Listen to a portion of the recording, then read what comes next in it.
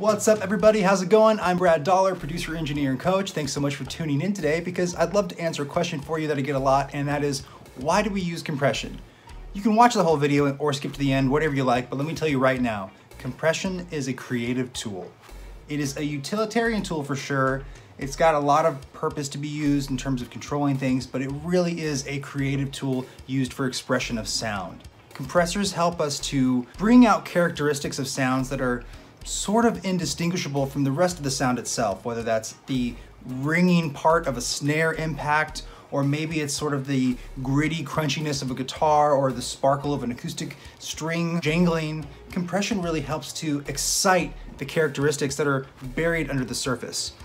Now, I won't go into how they work because I feel like that's an entire other video and there's so many great people explaining that. But the essence of a compressor is that it makes the quiet stuff louder and the louder stuff quiet. It brings that ratio between the two closer together.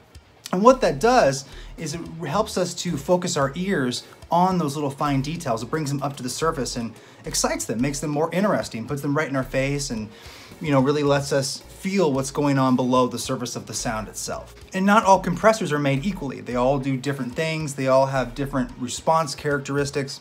Even the way that they're made, the electronics that they're actually built out of have a tremendous effect on the sound.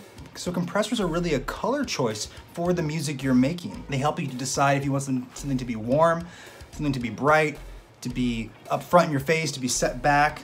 They do so much, and a lot of that has to do with the essence of mixing, and that is volume. Volume is the most essential part of how we compile sound and create a stereo mix or a mono mix. How we create music to listen to, mixing all those elements we record is a very, very important part, and compression is kind of like auto mixing, right? You say, I want the volume to start dipping here at this point, and when it gets to that point, do this much. And if you look at how a whole mix is coming together with a bunch of compressors going, and you have them each working, they're all dancing a little bit, some more than others, some just a little bit, but that dance, that interplay, that creates movement in a song that helps the listener get out of that sort of like static, same volume all the time dynamic that kind of happens when we record things dry and we don't really try to process things.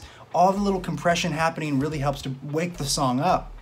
And there are both subtle and extreme versions of doing this, right? Very subtle compression is like what I just talked about, where it's like 1 or 2 dB of gain reduction, meaning that every time the input signal goes above a certain ratio, it reduces by just 1 or 2 dBs, just like a little touch. Or maybe you're using more extreme compression, so it's really hitting that thing, smashing it. Maybe you're doing a very Andrew Shepp style parallel compressed mix, or you're tapping into your inner Michael Brower and bringing that out into your mix and trying to let the compressors speak very clearly like another instrument. Whatever it may be, there's a place for all of it. So I really want you to look at compressors from now on as being another creative color in your palette. It does take a long time to hear compression. It takes a really long time to hear what's happening, and more importantly, to hear if you're overdoing it. It's very easy to overdo it, especially across a whole mix. Maybe it's on your master bus, or you've opened up an LA2A plugin on every single channel. You'll really start to develop a sense of when it's too much or when it's not. And the clearest indicator is your mix just flat? Like after you did all the processing and you brought all this color to it, does the mix just feel flat? When you turn it up, does it actually get any louder, or is it just kind of the same volume the whole time because it's so squished? So there's no wrong answer necessarily. It's just you have to learn what works for you and to really learn how compressors are responding to music. And from there, the world really opens up. There's such a demand to look at compressors as a utilitarian tool that they're sort of sterile, or they're meant to sort of suck the life out of music, but I really beg to differ. I think that compressors help wake music up. I think that when you use the right one on the right source, it really helps bring new life to it. For example, I love tube compressors on vocals, but I also love solid state style compressors on electric guitars and basses, and I love interchanging them, not to mention stacking them, or like I said earlier, running them in parallel. There's so many options. Even before you reach for an equalizer, a compressor can really bring a lot of the tone and character you're looking for from your sound. So, the next time you're mixing, whether you're, using analog gear or you're in the box, start playing around with compressors and try to take your mind off the process of doing it scientifically or clinically, or, very like mathematically, and just have fun with it. You know, turn that peak reduction knob up or down until it feels good. Sometimes when compressors are smashing, it sounds really good. It really brings it to life. And sometimes when it's smashing, it doesn't sound very good. Also, vice versa. Sometimes when it's just doing a little bit, it's like it's not even there.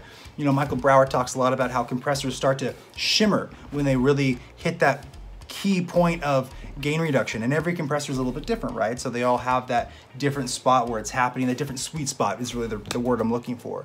And so it's up to you to kind of experiment and find that out and see what works and try them in conjunction and just and use them, have fun with them. And it can be a really good challenge for you to try to use them in that way instead of reaching for an EQ, or, you know, instead of, you know, reaching for a reverb to set something back. Try a compressor, try squeezing it, you know, see if it, maybe that's what it needs to sort of reduce that depth or change where the depth is at. Just play around and start to use compressors sort of out of the prescribed way and use them like color boxes, like tone boxes, because I think you'll be really surprised, and I think you'll get to those end results you have in mind a lot faster. All the records you love, everything that really excites people, compressors have been used very effectively. Maybe they've been used a lot, but I guarantee you in the songs that you love, they're playing a key role in making the music itself wake up and really hit your ears with joy and the experience that the artist originally intended for you to have.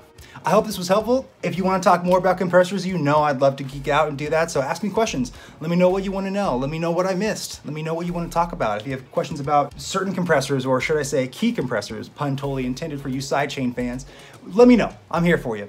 You can leave me a comment here. You can also go to braddollar.com, or you can write me at mgmt@braddollar.com. And please, for the love of audio, hit that like button and smash subscribe, because it really helps the algorithm to know that I exist and to bring this information to more people and to let me know that you want more of this stuff too. So thanks so much for watching. Looking forward to seeing you soon.